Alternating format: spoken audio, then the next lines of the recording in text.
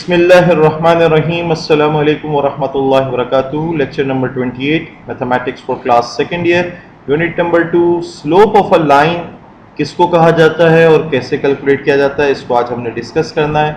इसके अलावा इंशाल्लाह एक्सरसाइज 2.4 क्वेश्चन नंबर 2 का पार्ट 5 जो कि स्लोप से रिलेटेड क्वेश्चन था वो हमारा पेंडिंग था, उसको आज की क्लास में डिस्कस करेंगे। स्टूडेंट, स्लोप जैसे कि आप आम रोज़मर्रा की ज़िंदगी में जानते हैं कि फला स्लाइड का स्लोप ज़रा शार्प है, तेज़ है, झुकाव जिसको कह लें। इसी तरीके से फला जो है स्लाइड या जो दीवार है उसका स्लोप कम है। तो बिल्कुल कमोबेश आप इसको इसी तरीके से समझ सकते हैं, स्लोप या gradient of a line. Gradient का लफ्ज़ भी इसके लिए यूज़ होता है। स्लोप या ग्रेडियंट ऑफ अ लाइन जो है वो किसी भी लाइन का झुकाव एक्स एक्सिस के साथ कितना है, पॉजिटिव एक्स एक्सिस के साथ कितना है, ये उसको बता रही होती है। तो the smallest positive angle from the positive x axis, positive x axis के साथ एक छोटा सा एंगल जो बन रहा होता है, दैट एंगल इंक्लिनेशन जो है उसको अगर हम अल्फा कहें, तो इसका जब आप टेंजेंट कैलकुलेट करते हैं, tangent of this inclination, that is called as slope. For example आप इस फिगर को देखिए, ये एक लाइन है, ए बी एक लाइन है, ये एक्स एक्सिस के साथ, पॉजिटिव एक्स एक्सिस के साथ जो क्लॉकवाइज एंगल बना रही है, अगर आप इसको अल्फा कर लें, और ये देखिए ये एक लाइन है ए बी, अगर इस तरह से तस्वीर हो तो ये पॉजिटिव एक्स एक्सिस के साथ जो वो बनाएगी angle alpha, that is called as, उसका टेंजेंट जो है, tangent of this alpha is called as slope, और इसको m से भी रिप्रेजेंट किया जाता है, m is equals to tangent alpha. So the smallest positive angle अगर आप व्यू करें from the positive axis to the upward direction of a line, जो कि वो line parallel to X axis नहीं है, वो लाइन एक्स एक्सिस के पैरेलल नहीं है, क्योंकि अगर एक्स एक्सिस के बिल्कुल पैरेलल हो जाएगी तो झुकाव तो कुछ होगा ही नहीं, और ये एंगल भी जो है अल्फा वो 0 डिग्री होगा, और टेंजेंट ऑफ 0 इज 0, स्लोप 0 हो जाएगा। तो ऐसी लाइन का जिक्र हो रहा है जो कि not parallel to X axis हो, उसका एंगल जो अल्फा बन रहा होता है वो इंक्लिनेशन, अल्फा भी उसको हम कहते हैं, इंक्लिनेशन भी कहते हैं, एंगल भी कह लें। It is measure of the angle taken in counter clockwise direction, clockwise direction वाले एक तो रुख इधर से भी एंगल बन रहा है ना स्टूडेंट, ये inside from this X axis to anti clockwise अगर आप जाएं इस लाइन की तरफ तो ये भी एक एंगल है, लेकिन हम इधर बात कर रहे हैं काउंटर क्लॉकवाइज डायरेक्शन में, यानी कि एंटी क्लॉकवाइज डायरेक्शन। ठीक है, ये क्लॉकवाइज डायरेक्शन हो गई घड़ी की सुई के रुख पे, और counter clockwise direction anti clockwise भी जिसको हम कहा जाएगा। तो it is the measure of the angle taken in the counter clockwise direction from the positive direction of x axis to the part of the line above x axis। तो अगर आप OX line को तस्वर करें और इस OX line से ऊपर किसी जगह पॉइंट से एक कर्व बनाना शुरू करें, और वो कर्व जो है इस लाइन के ऊपर लाके छोड़ें, ये जो नंबर ऑफ रेगुलेशंस आपने कवर की, डिग्रीज जो कवर की, इसको हम अल्फा इंक्लिनेशन कह रहे हैं। Thus the inclination is an angle with measure between, वो 0 डिग्री भी हो सकता है अगर बिल्कुल वो line on X axis parallel to X axis आ गई है तो 0 डिग्री हो गया है, और अगर वो बिल्कुल लाइन फ्लैट हो गई है तो 180 डिग्री तक भी जा सकता है। तो स्टूडेंट 0 डिग्री एंड 180 डिग्री के इन बिटवीन वाली सिचुएशन को हम डिस्कस कर रहे हैं, और स्लोप को, और इसको हम जो है द ट्रिग्नोमेट्रिक टेंजेंट की बात करें ऑफ दिस इंक्लिनेशन, इसको हम स्लोप या ग्रेडियंट कहते हैं। ठीक है, of the line, and is usually denoted by m से रिप्रेजेंट किया जाता है, m बराबर है टेंजेंट अल्फा। तो अगर आपको कोई लाइन सेगमेंट दी हुई हो, किसी लाइन का जिक्र हो रहा हो, और ये आपको दिया हुआ हो उसका इंक्लिनेशन, या यूं समझ लें कि उसका काउंटर क्लॉकवाइज एंगल आपको पॉजिटिव एक्स एक्सिस के साथ दिया हुआ हो, तो आप उसका उस एंगल का जब टेंजेंट कैलकुलेट करेंगे, ठीक है, टेंजेंट आपके कैलकुलेटर में मौजूद है, ट्रिग्नोमेट्रिक रेशियो है, परपेंडिकुलर अपॉन बेस। ठीक है, और ये कैलकुलेटर से आप किसी भी एंगल की वैल्यू मालूम कर सकते हैं, like tangent 45 is 1, tangent 90 degree is infinity, similarly tangent 30, tangent 60 and tangent 25, tangent 15 whatsoever, ये आप कैलकुलेटर से इसकी वैल्यू मालूम कर सकते हैं। तो if a line is parallel to X axis होगी, we define its inclination as 0 and alpha is equals to 0 degree, where upon its slope m जो है वो टेंजेंट अल्फा इज आल्सो 0 हो जाएगा बिकॉज टेंजेंट 0 इज 0। और मैंने आपको बताया कि वो लाइन जो है वो बहरहाल बिल्कुल फ्लैट हो जाएगी, तो वो क्या आपको स्लोप उसका आप आइडेंटिफाई नहीं कर सकते, ठीक है, 0 ही के बराबर हो जाएगा, नो स्लोप उसका कहलाएगा। तो ये दो फिगर्स आपको दिखाई गई हैं किस तरह से काउंटर क्लॉकवाइज एंगल को फोकस किया गया, काउंटर क्लॉकवाइज को, ठीक है। तो उसका जो काउंटर क्लॉकवाइज एंगल बना रही है पॉजिटिव एक्स एक्सिस के साथ, वो इंक्लिनेशन अल्फा कहला रहा है। अगर तो tangent alpha is called as slope, या उसको हम से रिप्रेजेंट करते हैं। ये तो उस सूरत में हम कैलकुलेट कर रहे हैं अगर हमें एंगल मेंशन है, लेकिन हम आगे बात को बढ़ाएंगे जब हमें एंगल के अलावा कुछ मालूमात भी दी हुई हो और हम कैसे ये स्लोप उसका जान सकेंगे, ये आगे जाके अभी हम आज की वीडियो में सीखेंगे। तो स्टूडेंट ये देखिए जरा, अ लाइन अगर पैरेलल टू वाई एक्सिस हो जाए यानी वर्टिकल लाइन हो जाए, उसका इंक्लिनेशन 90 डिग्री हो जाए, तो हैज नो स्लोप, ठीक है। By rotating a line until it is sufficiently near to the vertical हो जाए, we can make its slope as large numerically as we please। वो इनफाइनाइट स्लोप हो जाएगा। टेंजेंट 90 डिग्री इज इन्फिनिटी, हम उस slope को डिफाइन नहीं कर सकते, वो या यूं समझ ले वो इतना इन्फिनिटी स्लोप हो गया, इनफाइनाइट वैल्यू हो गई है, लार्ज हो गया है कि वो अनडिफाइंड हो गया है। This fact is sometimes expressed by saying that the slope of a vertical line is infinite. It may be noted that the lines with positive slope, slope का जवाब आपका पॉजिटिव आएगा अगर वो नॉर्थ ईस्ट के अंदर रह रहा है और its angles are acute 90 degree से लेस हैं, तो उसका स्लोप पॉजिटिव आएगा।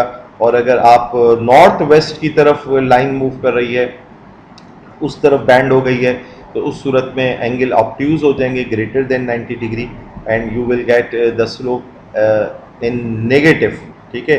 दस the positive slope indicates acute angle. अगर कोई स्लोप आपको पॉजिटिव नज़र आए तो आप समझ जाएंगे कि इसका जो इंक्लिनेशन है वो एक्स एक्सिस के साथ जो एंगल है वो एक्यूट है, और नेगेटिव स्लोप जो है वो आपको बता देगा कि ये लाइन एक्स एक्सिस के साथ कोई ऑब्ट्यूज एंगल फॉर्म कर रही है, ग्रेटर देन 90 डिग्री फॉर्म कर रही है। तो स्टूडेंट यहाँ अब आपको एक, वैसे तो ये डेरिवेशन एग्जाम का हिस्सा नहीं बननी, लेकिन कॉन्सेप्ट डेवलप करने के लिए आपको इधर दिया है कि slope of the line joining two given points, एक कोई लाइन हो और उसके ऊपर मौजूद कोई दो पॉइंट्स अगर आपको मालूम हो, और इन फ्यूचर आपका ऐसा होगा भी कि क्वेश्चन में दो पॉइंट्स किसी लाइन के दिए में और आपसे कह दिया जाएगा कि आप इसका स्लोप बताओ क्या होगा। तो बहुत सिंपल सा फार्मूला है, एक पॉइंट P1 अगर x1 y1 हो, एक पॉइंट P2 x2 y2 हो, ये लाइन जा रही है जो कि पॉजिटिव एक्स एक्सिस के साथ जो है वो इंक्लिनेशन अल्फा बना रही है। स्टूडेंट ज्योमेट्री की प्रॉपर्टीज के तहत ये एंगल थ्रू आउट सेम रहता है। ये अल्फा अगर हम इधर इस पॉइंट P1 P2 इधर से वर्टिकल लाइन ड्रॉप करें, इधर से हॉरिजॉन्टल, और एक राइट एंगल ट्रायंगल फॉर्म कर दें, और ये अल्फा एंगल इधर मौजूद है, ये अल्फा है तो ये भी अल्फा होगा, ये प्रॉपर्टीज ऑफ ज्योमेट्री के तहत। P1 x1 y1 है, P2 x2 y2 है, ये एक राइट एंगल ट्रायंगल इधर क्रिएट हमने अगर की, तो according to tangent alpha, tangent की रेशियो क्या होती है, perpendicular upon base, perpendicular till painted black. आपने पढ़ा है ना वो जुमला, some people have curly brown hair till painted black, या टिल प्रॉपर ब्रूशिंग। तो टेंजेंट थीटा बराबर होता है परपेंडिकुलर अपॉन बेस। तो टेंजेंट अल्फा बराबर है परपेंडिकुलर अपॉन बेस। परपेंडिकुलर की लेंथ कितनी है, अगर यहां हम कोई पॉइंट Q तस्वर करें तो Q की वैल्यूज क्या होंगी ऑर्डर्ड पेयर्स, ये हाइट जो है वो क्या है, ये x2 क्या होता है student, do you know, x2 is the distance, कौन सा डिस्टेंस होता है x2 बताइए, Q के साथ x वाला डिस्टेंस जो है वो क्या लिखा गया है, x2 क्यों लिखा गया, सेम एज P2 का x2 क्यों लिखा गया बताइए, बिकॉज ये जो x कंपोनेंट होता है ये basically the horizontal distance from the y axis होता है। तो ये जो पॉइंट P2 का x2 है, तो Q इस E के नीचे सीध में आ रहा है, ये भी x2 है, परपेंडिकुलर लाइन है ना बिल्कुल सीध में, तो इस पॉइंट का अगर y एक्सिस से फासला x2 है तो इस पॉइंट का फासला भी y एक्सिस से x2 है, तो एक तो ये x2 हो गया। और इसको y1 क्यों कहा है? क्योंकि y component basically x axis से हाइट को रिप्रेजेंट कर रहा होता है। तो इस पॉइंट का अगर x एक्सिस से हाइट जो है वो y1 है, तो इस पॉइंट की भी x एक्सिस से हाइट y1 है। तो अब स्टूडेंट ये लेंथ लंबाई कितनी हो गई? डिस्टेंस फार्मूला अगर आप इमेजिन करें तो x2 माइनस x2 तो जीरो हो गया, जीरो का स्क्वायर जीरो, जबकि y2 माइनस y1 का होल स्क्वायर और फिर ऊपर स्क्वायर रूट आना, स्क्वायर और square root cancel, y2 minus y1 height हो गई। QP2 जो हाइट है वो y2 माइनस y1 है, जबकि QP1 ये x2 minus x1 horizontal distance हो गया, जबकि y minus y1 zero, zero का square zero vanish, x2 minus x1 का होल स्क्वायर और रेडिकल साइन स्क्वायर रूट और square cancel, x2 minus x1 रह गया। गोया आपके पास ये हाइट जो है y2 माइनस y1 है और ये x2 माइनस x1 है। तो tangent alpha perpendicular upon base होता है, जो कि आप मेट्रिक क्लास में इस रेशो को जानते भी हैं। टेंजेंट अल्फा बराबर हो गया y2 minus y1 over x2 minus x1। तो स्लोप जो है, अगर आपको किसी भी लाइन सेगमेंट का मालूम करना हो, उसके ऊपर मौजूद कोई से दो पॉइंट्स, ये हमने फर्जी पॉइंट्स कंसीडर किए ना, एग्जैक्ट लोकेशन हमें नहीं मालूम, तो कोई से दो पॉइंट्स अगर आपको किसी लाइन के ऊपर मौजूद दिए हुए हों और आपने स्लोप बताना हो, यानी टेंजेंट अल्फा m बराबर है tangent alpha and tangent alpha बराबर है y2 minus y1 over x2 minus, बड़े आराम से आप ये स्लोप ऑफ द लाइन बता सकते हैं।